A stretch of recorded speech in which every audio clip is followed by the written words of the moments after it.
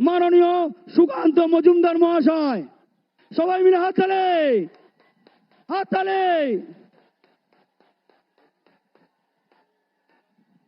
भारत माता की, भारत माता की जय श्री राम, जय जय श्री राम।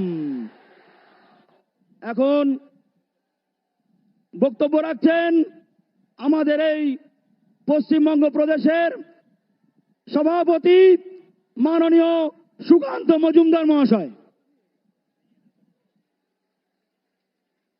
भारत माता की, भारत माता की। ওই গ্যালারিতে হাত উঠছে না, নরেন্দ্র মোদীজি আমাদের মাঝে এসেছেন, স্বাগত জানাতে হবে। ভারত মাতা কি, ভারত মাতা কি। মহান দেশের মহান নেতা নরেন্দ্র মোদী জিন্দাবাদ। আরে নরেন্দ্র মোদী জিন্দাবাদ, নরেন্দ্র মোদী জিন্দাবাদ, জেপি নাড্ডা জিন্দাবাদ। भारत माता की जय श्री राम। বন্ধুগণ, আজকে এই যে পুরো আমাদের তিনজন লোকসভা প্রার্থী, একদিকে আমাদের স্থানীয় লোকসভা মথুরাপুরের প্রার্থী অশোক পুরকায়েত, আমাদের জয়নগরের প্রার্থী ডক্টর অশোক কান্ডারি এবং ডায়মন্ড হারবারের প্রার্থী আমাদের ববিদা অভিজিৎ দাস ববি, এই তাদের সমর্থনে আজকে মাননীয় প্রধানমন্ত্রী নরেন্দ্র মোদীজি আমাদের মাঝে এসেছেন। এবং আমি ইতিহাস দেখছিলাম যে এর আগে এখানে কোনো প্রধানমন্ত্রী এসেছেন কিনা। আমি দেখেছি বহু আগে এক সময় ইন্দিরা গান্ধী ইন্দিরা ময়দানে এসেছিলেন। তারপরে ভারতবর্ষের প্রথম প্রধানমন্ত্রীদের মধ্যে আমরা অনেক দিন পর মাননীয় প্রধানমন্ত্রী নরেন্দ্র মোদীকে পেয়েছি। জোরে হাততালি দিয়ে তাকে স্বাগত জানাবেন, অভিনন্দন জানাবেন। এই তিনটি লোকসভা অবহেলিত, নির্যাতিত মানুষ, চোরেরা এখানে রাজত্ব করেছে। এই চোরেদেরকে তাড়াতে এক নাম্বার বোতাম টিপে এক নাম্বার পার্টির এক নাম্বার ক্যান্ডিডেটদেরকে জয়ী করুন, দুই নাম্বারীদেরকে জয়ী করবেন না, চোরেদেরকে জয়ী করবেন না। আজকে তাই বক্তা নরেন্দ্র মোদী, আমি বেশি সময় নেব না। আমি খবর পাচ্ছি আমাদের অভিজিৎ দাস ববি ডায়মন্ড হারবারে দাঁড়িয়েছেন। ডায়মন্ড হারবারে তৃণমূল কংগ্রেসের যুবরাজ দাঁড়িয়েছে। সে নাকি 7,000 গুন্ডা ভাড়া করে নিয়ে এসছে। পরিষ্কার পুলিশকে বলে দিতে চাই, কোন গুন্ডামি বরদাস্ত করব না। ভালো করে ভোট করান, মানুষ যাকে ভোট দেবে আমরা সেই রায় মেনে নেব। কোন গুন্ডামি বরদাস্ত হবে না। আর যারা গুন্ডামি করতে এসেছো, পরিষ্কার বলে দিচ্ছি, যদি গুন্ডামি মস্তানি চমকানি, আর এখানে আমাদের অশোকদার আন্ডার এগেস্টে দাঁড়িয়েছে চালচোর বাপি, তাকেও বলে দিচ্ছি পরিষ্কার যে গুন্ডামি মস্তানি আমরা সহ্য করব না। আর জিকো বাবাজিকেও বলে যায়, জিকো তোমারও ব্যবস্থা হবে, শুধু অপেক্ষা করো, সব ব্যাটার ব্যবস্থা হবে। আপনারা সবাই মিলে নরেন্দ্র মোদীর সাথে থাকুন, বিজেপির সাথে থাকুন। তাই এই ভারতবর্ষে 500 বছর পর যিনি অযোধ্যায় রাম মন্দির নির্মাণ করেছেন, ভগীরথ এই গঙ্গাসাগরে মা গঙ্গাকে নিয়ে এসেছিলেন, তাই তো? সাগর রাজার ছেলেদেরকে বাঁচাতে ভগীরথ মা গঙ্গাকে স্বর্গ থেকে নিয়ে এসেছিলেন এই গঙ্গাসাগরে। আর আরেকজন ভগীরথকে পেয়েছি যিনি রামচন্দ্রকে অযোধ্যায় এনেছেন, তিনি আমাদের মাঝে এসেছেন। আমি তাকে অনুরোধ করব, মাননীয় প্রধানমন্ত্রীকে অনুরোধ করব, তার বক্তব্য আপনাদের সামনে রাখার জন্য জোরে হাততালি দিয়ে মাননীয় প্রধানমন্ত্রীকে স্বাগত জানান।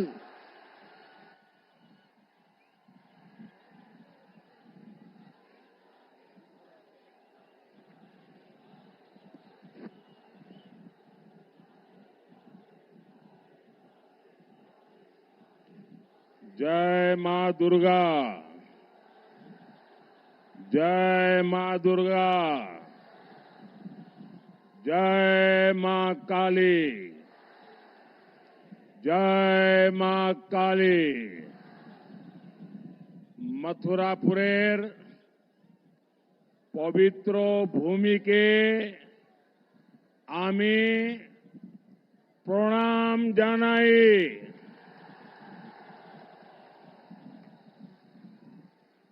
मैं पवित्र गंगा सागर को प्रणाम करता हूं। इस पवित्र तीर्थ में आप सभी का, माताओं बहनों का ये अनंत आशीर्वाद मैं देख रहा हूं, ये बताता है कि बीजेपी की विजय कितनी प्रचंड होने जा रही है। मुझे बताया गया कि परसों साइक्लोन के कारण यहां बहुत बारिश हुई, मंडप बनाना भी मुश्किल था, कोई जगह भी तय होना मुश्किल था कि कहां पर कार्यक्रम करेंगे। आखिर में कुछ ही घंटों में आप लोगों ने खुले में कार्यक्रम करने के लिए हिम्मत दिखाई और सूर्य देवता ने भी कृपा कर दी।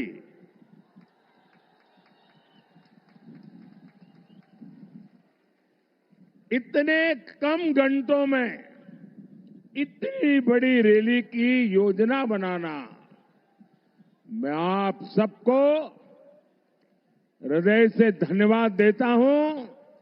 ये तब संभव होता है जब जनता जनार्दन खुद चुनाव की बागडोर संभाले हुए हो। जनता जनार्दन खुद चुनाव का नेतृत्व करती हो, तब ऐसा दृश्य बनता है। मैं आज आप सबको शत शत नमन करता हूं।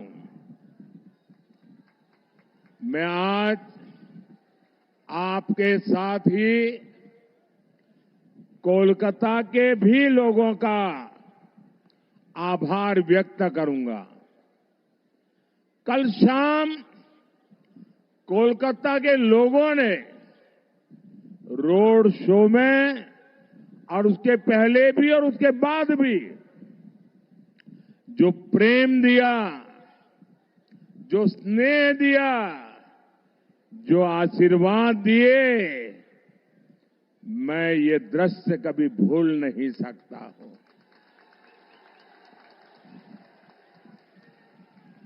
मैं कोलकाता वासियों का भी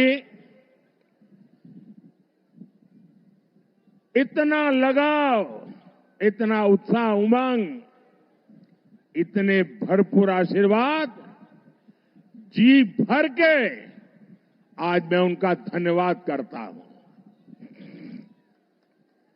साथियों, आपका ये स्नेह, ये साफ साफ संदेश दे रहा है। फिर एक बार फिर एक बार फिर एक बार फिर एक बार आभार, एक बार आभार, एक बार आभार, एक बार। साथियों, 24 के इस चुनाव में बंगाल में ये मेरी आखिरी सभा है। इसके बाद मैं उड़ीसा चला जाऊंगा। कल आखिरी दिन मैं पंजाब में बिताऊंगा। एक प्रकार से कल शाम को प्रचार पूरा हो जाएगा और उस अर्थ में बंगाल की ये मेरी 2024 के चुनाव की आखिरी सभा में इस पवित्र मिट्टी के दर्शन करने का मौका मिला है। आपके उत्साह और उमंग को अनुभव करने का मौका मिला है। 2024 का ये लोकसभा चुनाव कई मायनों में अलग है, अद्भुत है। ये चुनाव आगे बढ़कर के देश के राजनीतिक दल नहीं, देश के राजनेता नहीं, ये चुनाव कश्मीर से कन्याकुमारी, अटक से कटक, देश की जनता ने उसकी बागडोर संभाली हुई है। इस चुनाव का नेतृत्व देश की जनता कर रही है, क्योंकि उसी जनता ने 10 साल की विकास यात्रा भी देखी है और 60 वर्षों की दुर्गति भी देखी है। आप याद करिए, देश के करोड़ों गरीब जीवन की मूलभूत सुविधाओं से वंचित थे। भारत जैसे देश में भुखमरी की खबरें आम होती थी। करोड़ों लोगों के सर पर छत नहीं थी। महिलाएं खुले में शौच जाने के लिए मजबूर थी। पीने के लिए पानी नहीं। 18,000 से ज्यादा गांवों में बिजली नहीं। उद्योगों के लिए संभावनाएं नहीं। ये तो एक दृश्य। सबसे बड़ा दुर्भाग्य ये भी था कि सुधार के लिए चर्चा भी नहीं होती थी। परिवारवाद की राजनीति ने करोड़ों करोड़ युवाओं के सपने मार दिए थे। 5 पीढ़ी को आजाद हिंदुस्तान में तबाह कर दिया गया। उनके सपनों को रौंद दिया गया। उनकी आशा आकांक्षाओं को मिट्टी में मिला दिया गया। जो देश हमारे साथ आजाद हुए थे, हमसे छोटे थे, सामान्य थे, वो आज कहां से कहां पहुंच गए। हमारे पास इतना टैलेंट, इतना स्किल का सामर्थ्य, युवा आबादी की बढ़त, लेकिन हम पीछे छूटते चले गए। वही भारत आज जब नई रफ्तार से आगे बढ़ रहा है तो पूरी दुनिया देख रही है। आज पूरी दुनिया में भारत का डंका बज रहा है। बज रहा है कि नहीं बज रहा है? आज दुनिया में भारत का डंका बज रहा है कि नहीं बज रहा है? अमेरिका में भारत का डंका बज रहा है। यूरोप में भारत का डंका बज रहा है। ऑस्ट्रेलिया में भारत का डंका बज रहा है। जापान में भारत का डंका बज रहा है। ये किसने किया? ये किसने किया? ये किसने किया? ये किसने किया?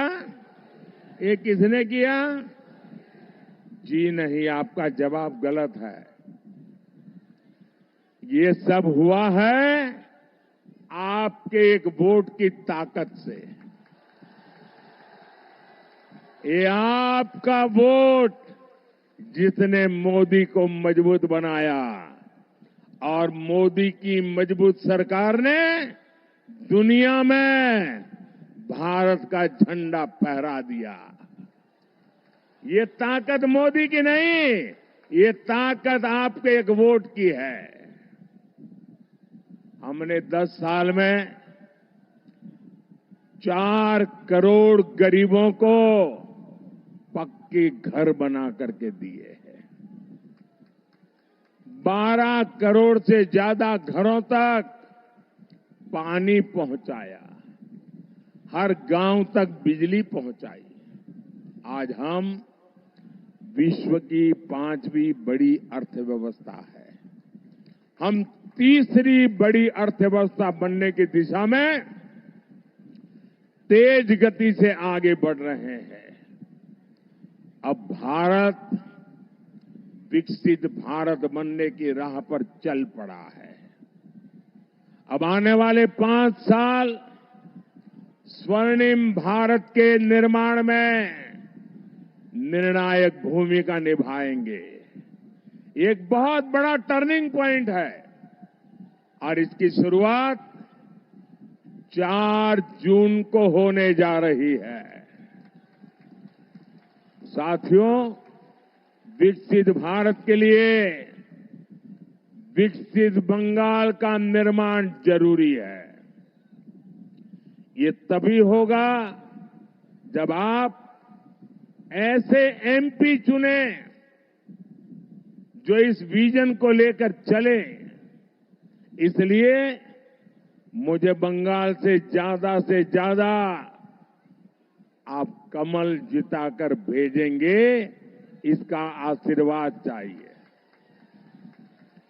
मुझे ज्यादा से ज्यादा बीजेपी के एमपी चुन करके आप भेजें, इसके लिए मैं आपका आशीर्वाद मांगने आया हूं।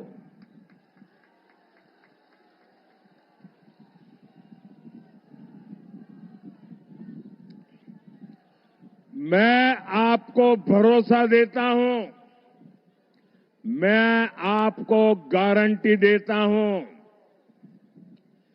मैं विकसित बंगाल बनाने के लिए पूरी ताकत लगा दूंगा।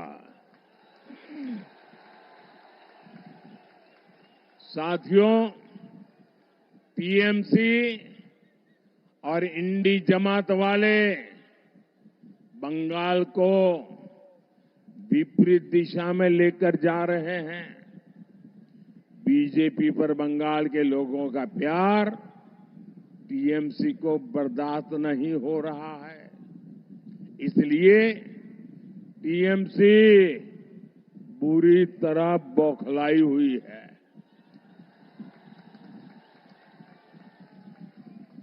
क्या क्या बोलते हैं। बंगाल के प्रति नफरत से भरी हुई टीएमसी के पास एक ही हथियार बचा है, एक ही हथियार बचा है, एटा होते देवो ना। एक ही हथियार, एटा होते देवो ना। विकास के जो काम मोदी करता है, टीएमसी कहती है एटा होते देवो ना। एटा एटा जरा जोर से बोलिए, एटा। हमने महिलाओं की सुरक्षा के लिए हेल्पलाइन बनाई। टीएमसी कहती है एटा एटा होते देवो ना। एटा होते देवो ना। हम देश की हर महिला को उज्ज्वला सिलेंडर दे रहे हैं। बंगाल सरकार लाखों एप्लीकेशन लटकाए हुए हैं। टीएमसी का कहना है एटा एटा होते देवो ना। एटा होते देवो ना। मोदी ने हर गरीब को मुफ्त इलाज की गारंटी दी।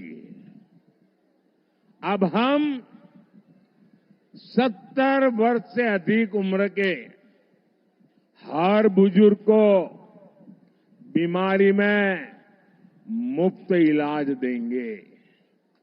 लेकिन टीएमसी बंगाल में आयुष्मान योजना नहीं लागू होने दे रही है। टीएमसी कह रही है एटा एटा एटा होते देवो ना। साथियों, टीएमसी की जीत का बहुत बड़ा नुकसान इस क्षेत्र के लाखों फिशरमैन को हो रहा है। केंद्र सरकार मछुआरे भाई बहनों के लिए इतनी सारी योजनाएं चला रही है। हमने मत्स्य पालकों को, फिशरमैन को किसान क्रेडिट कार्ड की सुविधा दी। यहां रायदीगी में हमने फिश कल्चर सेंटर दिया। हमने पीएम मत्स्य संपदा योजना शुरू की। इसके लिए 20,000 करोड़ रुपए से ज्यादा का फंड दिया। लेकिन टीएमसी सरकार का यहां भी वही रवैया, एटा एटा एटा होते देवो ना। टीएमसी बंगाल में फिशिंग से जुड़े केंद्रीय कानून लागू नहीं होने दे रही है। इससे फिशरमैन को इंश्योरेंस क्लेम लेने में दिक्कत आ रही है, बीमा नहीं मिल रहा है। लेकिन टीएमसी वालों को आपकी चिंता नहीं है। इनको तो अपने तोलाबाजों और कट मनी सिस्टम से मतलब है। ऐसी टीएमसी को जरा मुझे पूरी ताकत से बता दीजिए, देश पूरा आपको देख रहा है, क्या ऐसी टीएमसी को आप सजा देंगे? आप टीएमसी को सजा देंगे? कड़े से कड़ी सजा देंगे? हर पोलिंग बूथ में उनका सफाया कर देंगे? साथियों, इस क्षेत्र में नदी कटान रोकने के लिए हमारी सरकार पैसे भेजती है।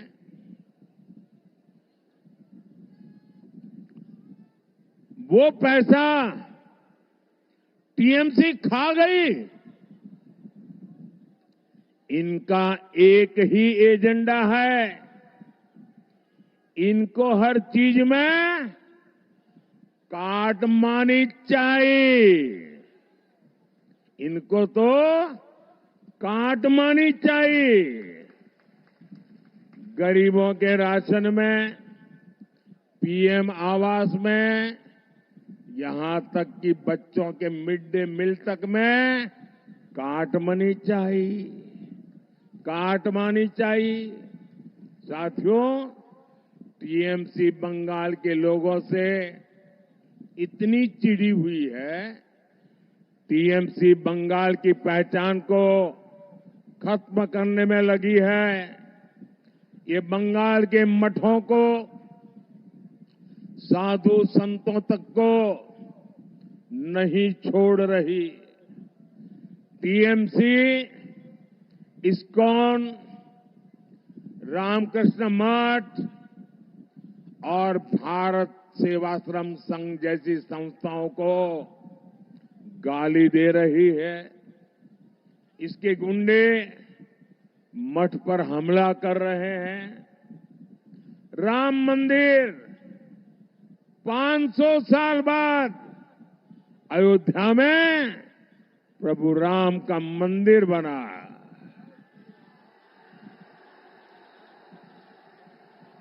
जय श्री राम, जय श्री राम, जय श्री राम। राम मंदिर हमारी आस्था का केंद्र है। टीएमसी के लोग राम मंदिर को अपवित्र बताते हैं। ऐसी टीएमसी कभी भी बंगाल की संस्कृति की रक्षा नहीं कर सकती। भाइयों और बहनों, अब तो टीएमसी सरकार तुष्टीकरण के लिए देश के संविधान पर भी खुलकर हमला करने लगी है। हमारे संविधान ने दलितों, पिछड़ों को आरक्षण दिया है, लेकिन बंगाल में उस आरक्षण की खुली लूट हो रही है। मुसलमानों के फर्जी ओबीसी सर्टिफिकेट बनाए जा रहे हैं। ओबीसी समाज का हक छीनकर मुसलमानों को दिया जा रहा है। कोलकाता हाईकोर्ट ने ये फर्जी सर्टिफिकेट रद्द कर दिए। टीएमसी हाईकोर्ट का आदेश टाल नहीं सकती। लेकिन मुसलमानों में झूठ बोल रही है, भ्रम फैला रही है। आप कल्पना करिए, तुष्टीकरण के लिए ये लोग किस सीमा तक जाने को तैयार है। 1 जून को आपका एक वोट इन खतरनाक इरादों को रोकेगा। हम सुरक्षित और विकसित बंगाल की नई यात्रा शुरू करेंगे। साथियों, आज बंगाल के युवाओं को मिलने वाले अवसर ये घुसपैठिए छीन रहे हैं। आपकी जमीन जायदाद पर वो लोग कब्जा कर रहे हैं। पूरा देश चिंतित है। बंगाल के सीमावर्ती इलाकों में डेमोग्राफी बदली गई है। इन लोगों ने सीएए का इतना विरोध क्यों किया? सीएए को लेकर इतना झूठ क्यों बोला? इतना झूठ क्यों फैला रहे हैं? लेकिन बंगाल में इन्हें अवैध घुसपैठियों को बचाना है। जो हिंदू शरणार्थी है, जो मतुआ समाज के लोग हैं, टीएमसी उन्हें यहां नहीं रहने देना चाहती। लेकिन आप चिंता मत करिए, 4 जून के बाद टीएमसी के इन सारे हथकंडों की हवा निकलने जा रही है।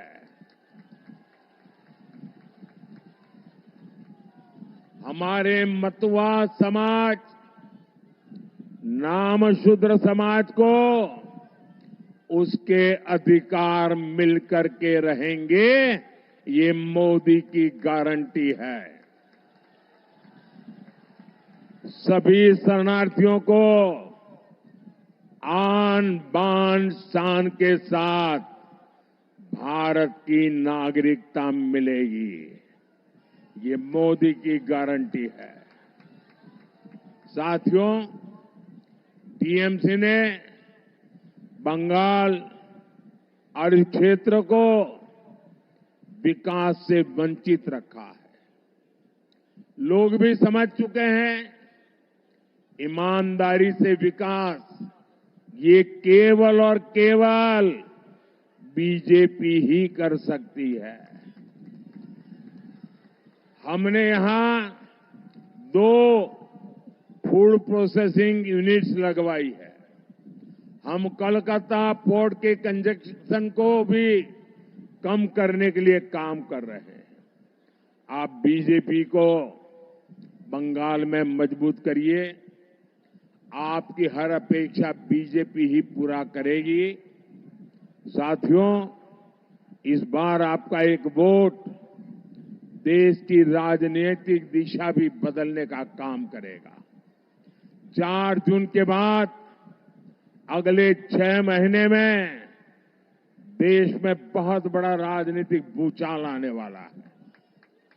ये परिवारवादी पार्टियां अपने आप बिखर जाएगी। इनके कार्यकर्ता भी अब थक चुके हैं।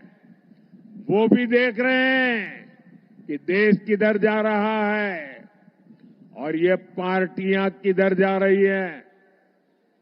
साथियों, हमारे साथ यहां मंच पर बीजेपी के 3 प्रत्याशी उपस्थित हैं। मथुरापुर से श्री अशोक पुरकायत जी, जयनगर से डॉक्टर अशोक कंडारी जी और डायमंड हार्बर से अभिजीत दास बॉबी जी। मेरा आग्रह है, इन्हें भारी बहुमत से विजयी बनाएं। इन्हें दिया हुआ आपका वोट मेरी शक्ति बढ़ाएगा। मैं रविंद्रनाथ टैगोर को याद करते हुए अपनी बात समाप्त कर रहा हूं। और मैं बंगाल के लोगों का भी जो उत्साह, उमंग और समर्थन दिया है, इसके लिए आभार व्यक्त करते हुए आज की मेरी अंतिम सभा, इस चुनाव की अंतिम सभा का आखिरी दौर है। गुरुदेव रविंद्रनाथ ने कहा था, ओ आमार देशेर माटी, ओ आमार देशेर माटी, तोमार पोरे थेके, माथा तो माते विश्व मोइर, माथा तो माते विश्व मोइर, तोमाते विश्व मोइर, तोमाते विश्व मोइर, आंचल पाता ओगोमा, तोमार कोले जनोम अमार, तोमार कोले जनोम अमार, मरोन तोमार बुके, तोमार पोरे खेला, अमार दुखे सुखे, अमार दुखे सुखे। बोलिए भारत माता की, भारत माता की, भारत माता की। वंदे वंदे वंदे वंदे वंदे वंदे वंदे वंदे वंदे वंदे वंदे। बहुत बहुत धन्यवाद।